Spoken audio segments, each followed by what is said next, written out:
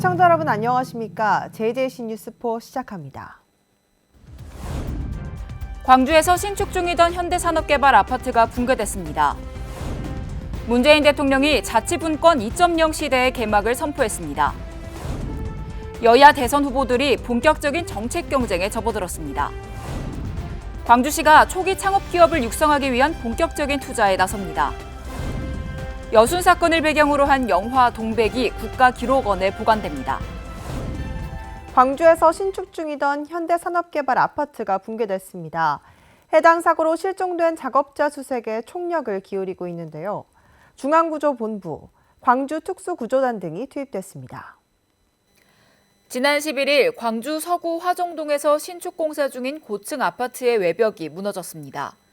광주시 소방본부에 따르면 11일 오후 3시 46분쯤 광주 서구 화정동 아이파크 신축 공사 현장에서 아파트 상단부 외벽과 구조물이 무너져 지상에 주차된 차량을 덮쳤다고 밝혔습니다.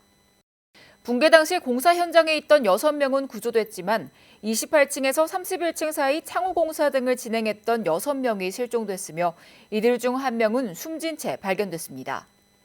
현장 주변에서 실종자의 휴대폰 위치가 잡혔지만 연락은 닿지 않았고 차량 10여 대가 잔해물에 매몰됐습니다. 소방당국은 아파트 외벽 거푸집이 무너지고 타워 크레인 지지대가 손상되면서 5개 층이 붕괴됐다고 설명했습니다. 광주경찰청 수사본부는 해당 아파트 공사장 책임자인 현대산업개발의 현장 소장을 업무상 과실치사상 혐의로 입건한 데 이어 출국 금지 조치를 내렸습니다. 또한 안전조치를 소홀히 한 탓에 작업자들을 다치게 했다는 것으로 공사 관련 기록들도 확보했으며 공사 현장 내 HDC 현대산업개발 현장사무소, 감리사무소, 관련 업체사무소 등 3곳을 압수수색했습니다. 한편 지난 17일 정몽규 HDC 현대산업개발 회장은 아파트 붕괴 사고에 대한 책임을 통감하며 사퇴 의사를 밝혔습니다. 저는 이 시간 이후 현대산업개발 회장직에서 물러나겠습니다. 사고를 수습하고 국민들의 신뢰를 회복할 수 있도록 그룹 차원에서 모든 노력과 지원을 약속드립니다. 다시 한번 광주 사태 피해자와 가족 그리고 국민 여러분께 진심으로 사죄드립니다. 실종된 근로자들은 대부분 건물 28층에서 31층 고층부 사이에 있었던 것으로 알려진 가운데 소방당국은 각계 최고 전문가들을 불러 대책회의를 열 예정입니다. 다만 타워 크레인과 내부의 추가 붕괴 우려 때문에 고층부 정밀 수색은 난항이 예상됩니다. 특히 건물 옆에 기울어진 145m의 타워 크레인을 해체하기 위한 1200톤급 대형 크레인이 추가 투입됐지만 크레인 주변의 지반이 불안정해 해체 작업 완료 시기도 지연되고 있습니다. 실종자 가족들은 지자체가 마련한 숙소를 사양하고 천막 생활을 하며 현장을 지키고 있습니다. 문재인 대통령은 13일 제2국무회의로 불리는 중앙지방협력회의의 첫 회의를 주재하고 자치분권 2.0 시대의 개막을 선포했습니다. 지난 13일 문재인 대통령은 오전 10시 40분 청와대 영빈관에서 지방자치단체장과 지방의회 의장이 참석한 가운데 제1회 중앙지방협력회의를 주재하고 자치분권 2.0 시대 개막을 알렸습니다. 문 대통령은 이 자리에서 국회에 제출했지만 논의되지 못한 정부의 개헌안을 요약하면 지방분권 개헌이고 지난 대선에서 공약한 제2국무회의 성격인 중앙지방협력회의가 출범하게 돼 다행이라며 감사를 표했습니다. 중앙지방협력회의는 새로운 국정운영 시스템입니다. 지방과 관련된 주요 국정사안을 지방정부와 중앙정부가 함께 긴밀하게 협의하고 결정하게 될 것입니다. 분기마다 한 번씩 회의를 개최하면서 지방 의제를 다루는 최고 의사결정기구가 될 것입니다. 문재인 정부는 지방의 국정운영 참여를 위한 제2국무회의 도입을 국정과제로 삼고 지방분권형 개헌을 추진했으나 개헌이 무산되면서 지난해 7월 제2국무회의 취지를 담은 중앙지방협력회의 구성 및 운영에 관한 법률을 제정했습니다. 32년 만에 전부 새롭게 제정된 중앙지방협력회의법, 주민조례 발안법, 지방공무원법, 지방공무원 교육훈련법 등 5개, 재개정 법률과 지방자치법 시행령 등 17개 재개정 대통령령이 시행되면서 자치분권 2.0 시대가 실질적으로 개막하는 날이 됐습니다. 또 문 대통령은 지역균형 뉴딜, 상생형 지역 일자리 모델 등을 통해 지역 경제 활력 회복을 도모하는 한편 최근에는 수도권 집중 현상에 대응해 부산, 울산, 경남, 부울경 메가시티 등 초광역 협력을 국가 균형 발전의 새로운 모델로 제시하고 추진하고 있습니다. 문 대통령은 정부의 권한은 분권으로 강력해지고 주민의 참여가 더해질수록 민주주의는 견고해진다며 지역이 살아야 대한민국이 살아난다는 마음으로 중앙지방협력회의에 임해주시길 당부한다고 말했습니다. 중앙지방협력회의에서는 대통령 주재하에 중앙과 지방의 최고 의사결정권자들이 함께 지방자치와 균형발전 관련 주요 정책 등을 심의하게 됩니다.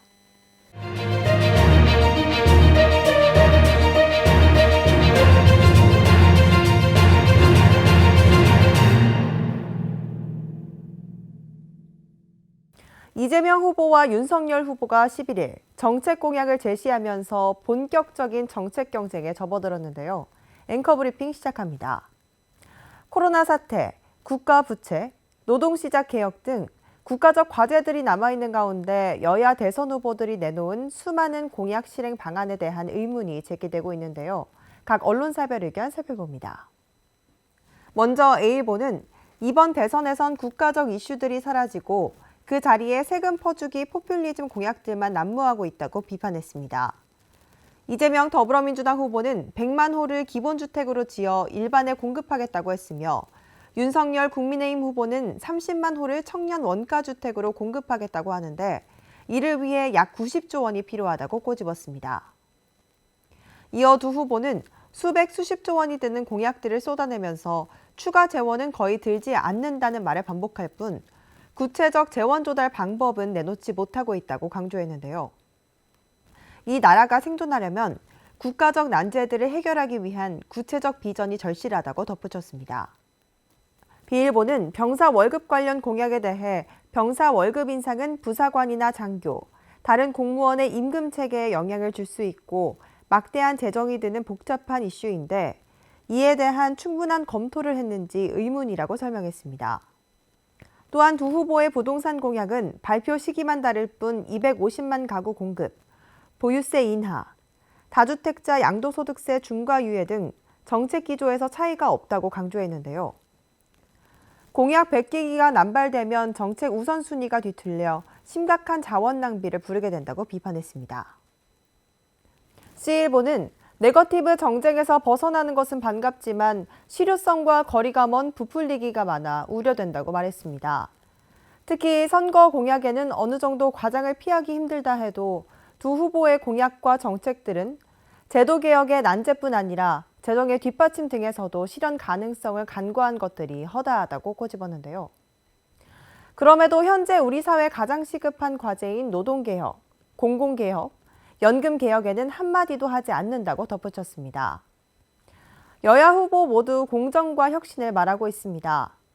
더 이상 포퓰리즘 공약에 머무르는 것이 아닌 저출산, 교육 불평등, 소득 및 자산 양극화 등을 풀어나갈 수 있는 근본적인 해결책을 내놓아야 할 것입니다. 앵커 브리핑 이어갑니다. 정몽규 현대산업개발 회장이 17일 광주 서구 하정 아이파크 외벽 붕괴 사고에 대해 대국민 사과하면서 회장직에서 물러나겠다고 밝혔습니다.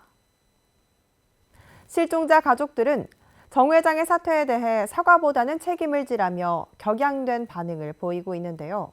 현 상황에 대한 각 언론사별 의견 살펴보겠습니다. 먼저 A일보는 정 회장의 사퇴는 기업 최고 책임자로서 잇따른 3사에 대해 책임을 지겠다는 뜻이라며 그동안 건설 사고에 대해 최고 경영자가 책임지는 전례 없었던 만큼 정 회장의 이번 사태가 현장 참사를 줄이는 계기로 작용하기를 기대한다고 말했습니다.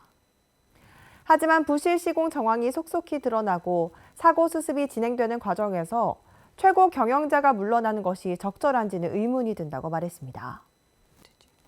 다음으로 비일보는 정 회장과 현대산업개발은 이번 화정 아이파크 공사 현장에서 학동 참사 원인으로 지적됐던 불법 재하청 정황이 또다시 드러난 것에서도 우선적으로 해명해야 한다며 안전개념 부재로 초대형 사고를 연쇄적으로 일으킨 업주와 회사를 중대재해처벌법 시행 전이라고 처벌할 수 없다는 논리를 수긍하는 국민은 아무도 없다고 말했습니다. 정부는 산업재해에 대한 책임을 사업주에게 묻는 산업안전보건법을 적용해도 충분히 처벌하고도 남는다는 지적에 답하지 않으면 안 된다고 강조했습니다. 마지막으로 시일보는 우선 도의적 책임이라도 지겠다는 정 회장의 사퇴를 폄하할 이유는 없지만 사고 원인 규명은 제대로 시작도 못했는데 회장직부터 던지는 행태는 무책임하게 비칠 수 있다고 말했습니다. 사고 당한 현장 노동자 6명 가운데 1명은 숨진 채 발견됐고 5명은 아직 생사도 알지 못하는 상황에서 피해자 가족들이 최고 경영자의 사과를 TV로 마주하는 것 또한 억장이 무너질 노릇이라며 물러날 게 아니라 책임진 뒤 응당한 처벌을 받아야 한다는 비난이 나오는 것도 무리가 아니라고 말했습니다. 경찰은 현재 HDC 현대산업개발 직원과 감리 등 관련자 9명을 추가로 입건했습니다. 현행 건설산업기본법에 따르면 부실시공업체는 건설업 등록 말소나 1년 이내에 영업정지 처분을 받게 됩니다. 이런 처벌은 고의나 과실로 건설공사를 부실하게 시공해 시설물의 구조상의 주요 부분에 중대한 손괴를 일으켜 공중의 위험을 발생하게 한 경우에 내려질 수 있는데요. 조사 결과가 나와봐야 알겠지만 다신 이러한 사고가 발생하지 않도록 모든 가능성을 열어놓고 조사해야 할 겁니다. 다음은 스포츠센터 관련 청원입니다. 서울의 한 어린이 스포츠센터 대표가 직원을 엽기적인 방법으로 폭행해 숨지게 한 사건과 관련 경찰의 무책임한 대응을 지적하는 청와대 국민청원글이 올라왔습니다.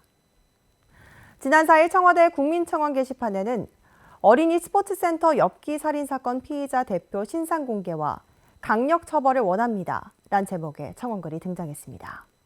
청원인은 경찰이 피해자의 바지가 벗겨져 있었는데도 옷으로 덮어주고 가버리는 등 부실 대응을 해서 사람이 죽었다면서 당시 경찰은 피해자의 하의를 패딩으로 덮어준 뒤 어깨를 두드리고 가슴에 손을 얹어보는 등 확인한 뒤 술에 취해 자고 있었다는 A씨의 주장을 믿고 현장에서 철수했다고 말했습니다. 청원인은 시민을 지키는 경찰이 이래도 되겠냐며 경찰의 무책임함을 지적했고 어린이 스포츠센터 대표를 검찰 송치하기 전 마약 검사와 신상 공개를 촉구하며 강력 처벌을 요구했습니다. 경찰은 지난 12월 31일 A씨를 긴급 체포한 뒤 폭행치사 혐의에서 살인 혐의로 죄명을 바꿔 구속했고 A씨를 검찰에 송치할 방침입니다.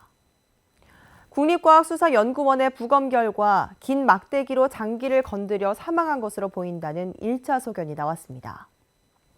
유족 등에 따르면 스포츠센터 대표 A씨와 피해자 B씨는 평소 관계가 원만했던 것으로 전해지면서 A씨의 범행에 대한 의문이 해소되지 않고 있습니다. 또 경찰은 A씨 주변인 조사와 휴대전화 포렌식을 진행하고 그가 범행을 사전에 계획하거나 성도착적 성향을 가지지 않은 것으로 결론 내렸습니다. 다만 심리 분석을 위해 프로파일러 면담을 진행했고 검사 결과를 기다리고 있는 상황입니다. 해당 청원에는 19일 오후 1시를 기준으로 약 8만 명이 동의했습니다. 계속해서 수도권 소식입니다. 서울시와 마포구를 비롯한 25개 자치구는 미래교육 협약을 체결했습니다. 각 자치구별로 진행됐던 교육 지원 정책을 하나의 통합된 비전을 제시하기 위한 지원 정책으로 나아가기 위해 시행됐습니다. 서울시와 마포구를 비롯한 25개 자치구는 미래교육 정책을 지역 주민들에게 제시하는 미래교육 협약식을 체결했습니다. 미래교육협약은 교육청과 자치구가 상호 제안한 교육 의제로 구성됐습니다. 협약에 따라 서울형 혁신교육지구 사업, 지자체 교육경비 보조 사업 등 상호 협력이 더욱 가시화될 것으로 전망됩니다. 올해 실천 가능한 사업은 바로 시행되며 예산 등 준비가 필요한 사업은 2022년 준비를 거쳐 2023년 본격 추진됩니다. 질 높은 공교육을 실현하기 위해 구체적인 협력을 통해 청소년들에게 구체적인 비전을 제시하기 위해 노력합니다. 마포구는 2006년부터 서울시 자치구 중 최초로 구민의 삶의 질 향상을 위한 구정정책 수립의 기초자료를 위해 마포구 사회조사를 실시하고 있습니다. 이번 조사는 구에 거주하는 2,000가구의 만 15세 이상 가구원 4,493명을 대상으로 직접 방문 면접 방식으로 진행됐는데요. 조사 분야는 구민 생활 전반에 대한 통계 자료 결과를 얻을 수 있도록 총 10개 부문으로 광범위하게 이뤄졌습니다.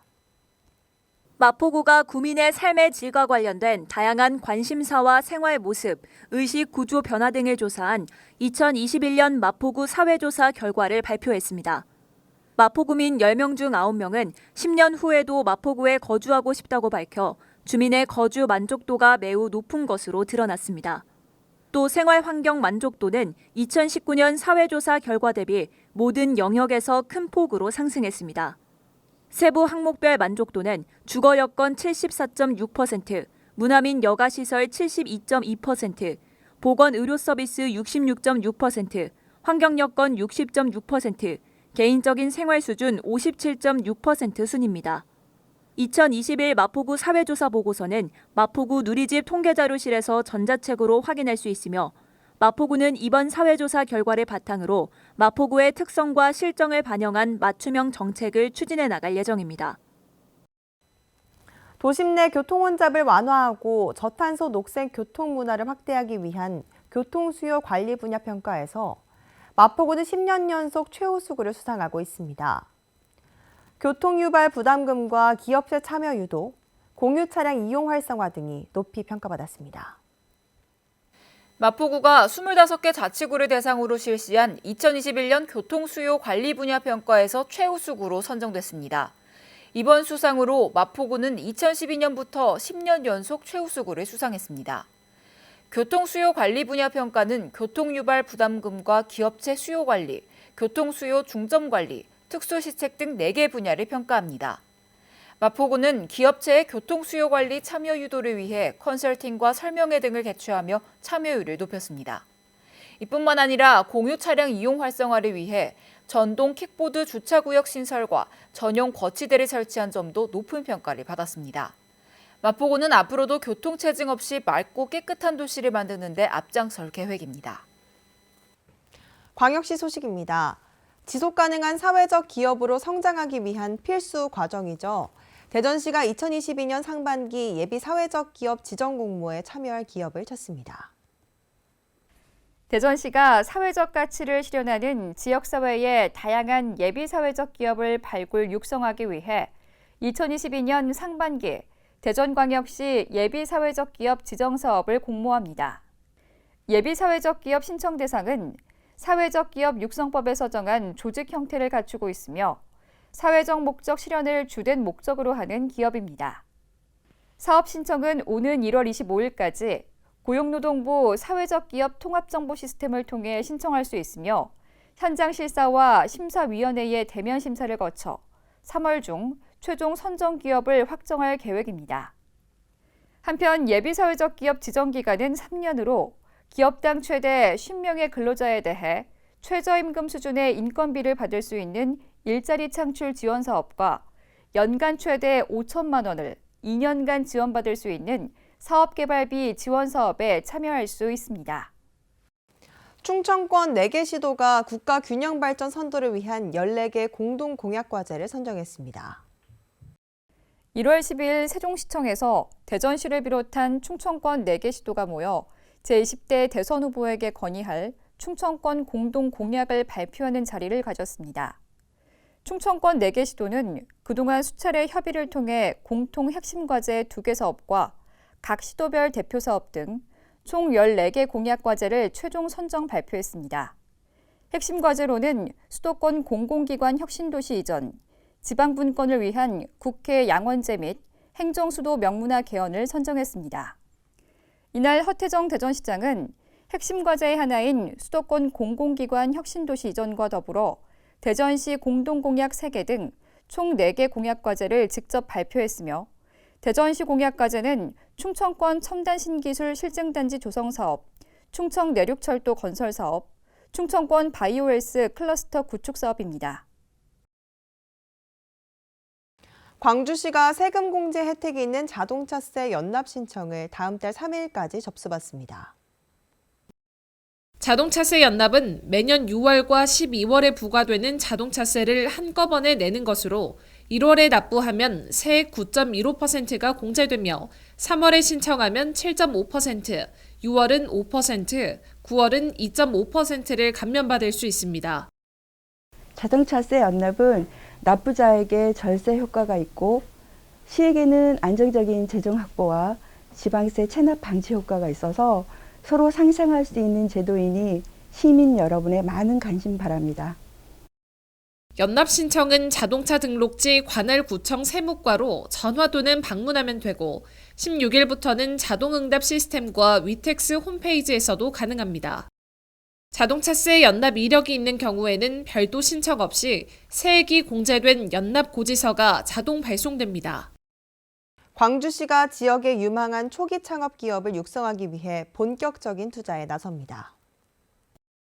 광주시는 지난 12일 한국엔젤투자협회, 전라남북도 등과 초기 창업 기업에게 자금 투자 및 경영 자문 등을 통해 기업을 성장시키고 추후 투자 이익을 회수하는 호남엔젤 투자허브 펀드를 결성했습니다. 주요 투자 대상은 호남 지역에 소재한 1에서 3년 이내 초기 창업 기업, 연간 매출액 20억 원 미만 창업자와 벤처기업 등이며 기업당 투자 한도는 최대 5억 원입니다. 창업기업 투자유치 교육과 컨설팅, 투자유치 기업 발굴을 실시하고 분기별 투자심의위원회를 통해 투자를 결정할 계획입니다.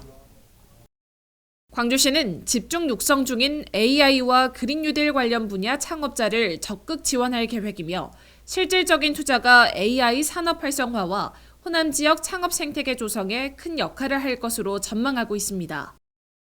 계속해서 강원도 소식입니다. 강원 평창군은 2022년부터 출산 축하금 지원을 확대한다고 밝혔습니다. 지난 11월 조례 개정을 통해 지원 대상 거주 기한을 2년에서 1년으로 주민등록에 등재돼 있어야 하는 조건을 부 또는 모로 변경하고 지원 신청 기한을 기준 30일 이내에서 6개월로 확대하는 등 지원 기준을 대폭 완화했습니다. 또한 2002년 1월 이후 출생자들에게 1인당 200만 원의 바우처 포인트를 지원하는 정부 저출산 대책의 일환인 첫 만남 이용권 지원 사업도 함께 시행됩니다. 요즘 각각의 개성이 담긴 다양한 서체들이 인기를 모으고 있습니다. 횡성에서는 횡성 한우를 형상화한 전용 서체가 개발돼 이목이 집중되고 있습니다. 횡성군은 지난 2021년 주민 설문조사를 거쳐 10월 본격 개발에 착수해 12월 횡성한우체 개발을 완료했습니다. 횡성한우체는 지역 정체성 확립과 군정 홍보를 위해 제작됐으며 서체는 한글 2,708자, 라틴 94자, KS 약물 986자로 구성됐습니다. 이렇게 개발된 서체는 횡성군 홈페이지에서 저작권 걱정 없이 내려받아 사용할 수 있습니다. 또한 누구나 안심하고 사용할 수 있도록 공공안심글꼴에 등록하고 한컴 오피스에서 사용 가능하도록 추진하는 한편 행정문서와 다양한 곳에 횡성한우체를 활용해 지역 고유 이미지를 확립해 나갈 계획입니다. 횡성한우체가 개성 넘치는 서체로서 많은 이들의 관심과 사랑을 받길 기대합니다. 충청도 소식입니다. 청주 오송에 들어설 첨단 임상시험센터 건립 사업이 순항하고 있습니다. 오는 6월 준공이 목표인데 센터가 문을 열면 오송을 국가 감염병 위기 대응 중심지로 육성하는 데 탄력이 붙을 것으로 보입니다. 충청북도가 청주 오송에 추진하는 국가 감염병 위기 대응 중심 클러스터의 핵심이 될 첨단 임상시험센터 건립이 순조롭게 진행되고 있습니다. 국비 323억 원이 투입되는 첨단 임상시험센터는 오송 첨단 의료복합단지 내 14,545제곱미터로 들어섭니다. 총 60개 병상을 갖추며 오는 6월 준공을 목표로 하고 있습니다. 센터는 첨복단지 내 연구기관과 인근의 둥지를 튼 기업이 개발한 신약 후보, 의료기기 시제품의 임상시험을 진행합니다. 개발한 신약 성과물은 전 임상과 임상시험, 인허가, 상용화 등의 단계를 거쳐 제품화하게 됩니다.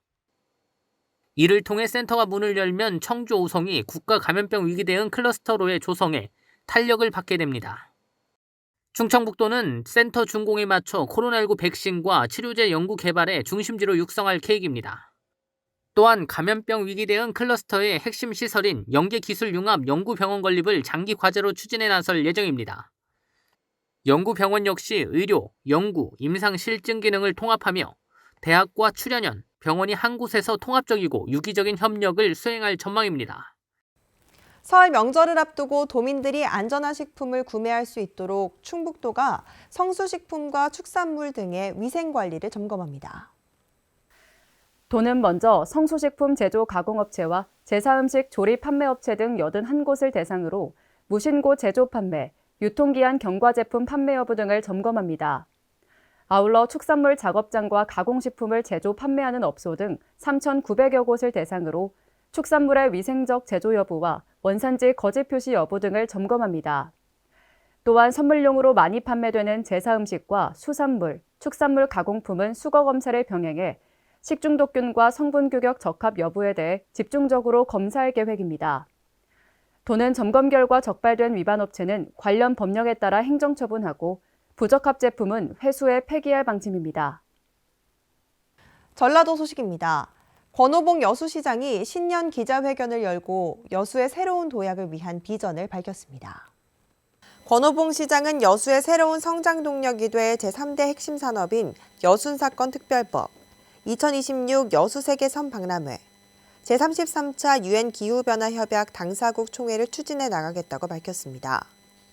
아울러 전세대 복지 증진을 위한 정책, 청년 일자리 창출, 정주 여건 개선 등을 추진할 계획을 밝힌 가운데 지난 24년간 이어지고 있는 여수시 수건 사업인 본청사 별관 증축 문제는 반드시 해결해야 한다고 강조했습니다. 여순 사건을 배경으로 한 영화 동백이 국가기록원에 보관됩니다. 국가기록원은 올해 역사의 큰 파도로 피해를 입은 민간인들이라는 주제로 수집을 진행했으며 영화 동백은 민간인 피해 테마로 분류돼 학술적, 공익적 목적으로 활용될 예정입니다. 여수시 돌산 진모지구 영화 촬영장의 사후 활용을 추진하고 있습니다. 돌산 진모지구는 영화 명량의 후속작인 올해 개봉할 한산과 노량을 촬영한 것으로 전국적인 주목을 받았습니다. 여수시는 영화 세트장의 사후 활용 방안을 검토 중으로 대부분 목조 건물로 유지 보수와 관리 비용 등을 고려해 2026 여수 세계선 박람회 연계 추진 등 사후 활용 계획에 대해 용역을 실시할 계획입니다. 세계 소식입니다. 무지개처럼 알록달록한 색을 뽐내는 희귀한 담요 문어가 바다를 헤엄치는 모습이 호주에서 포착됐습니다. 현지 시각 17일 데일리 메일은 호주 퀸즐랜드주 그레이트 베리의 리프에 위치한 레이디 엘리엇 섬의 해안의 암초 주변에서 담요 문어가 발견됐다고 보도했습니다. 공개된 영상에서 담요 문어는 알록달록한 색을 띠고 있으며 크고 거대한 몸을 한껏 펼친 채 아름답게 유영하는 모습을 보였습니다. 이번에 발견된 담요 문어는 암컷으로 알려졌으며 암컷은 최대 2m까지 자랄 수 있고 수컷은 2.4cm를 넘지 못하는 것으로 알려졌습니다. 담요 문어는 매우 드물게 발견되는 희귀종이며 주로 넓은 바다에서 생활하기 때문에 산호초가 많은 지역에서는 발견하기 어렵다고 전했습니다. 미 동부 연안 곳곳에 폭설이 내렸습니다.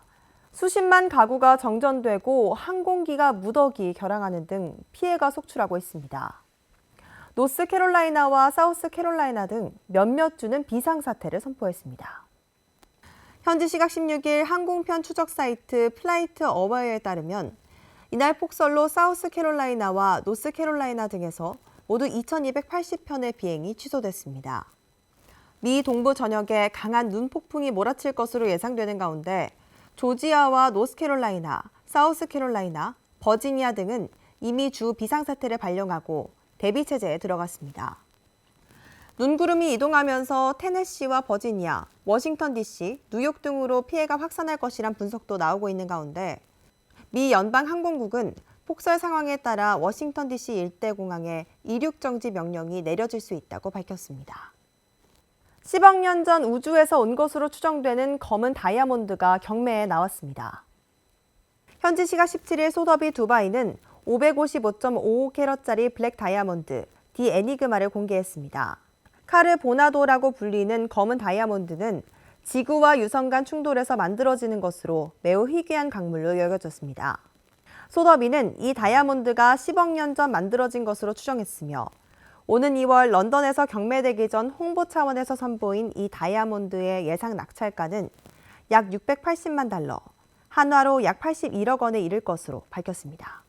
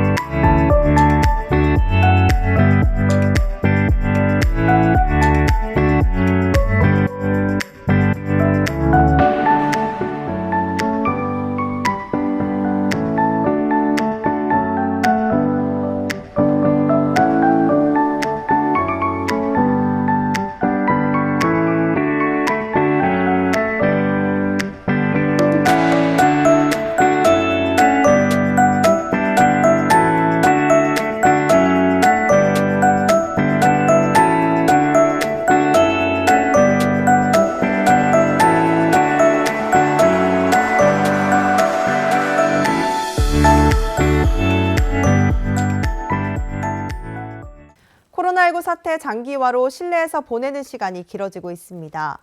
이와 관련해 전자기기를 사용하는 사람들이 증가하면서 목, 어깨 등 통증을 호소하며 병원을 방문하는 환자들도 늘어나는 추세인데요. 디스크 방지에는 적절한 운동과 목 주변 근육과 인대를 강화하는 것이 좋다고 하니 틈틈이 스트레칭과 운동을 해주시는 것이 좋겠습니다. 이상 뉴스 마칩니다. 시청해주신 여러분 고맙습니다.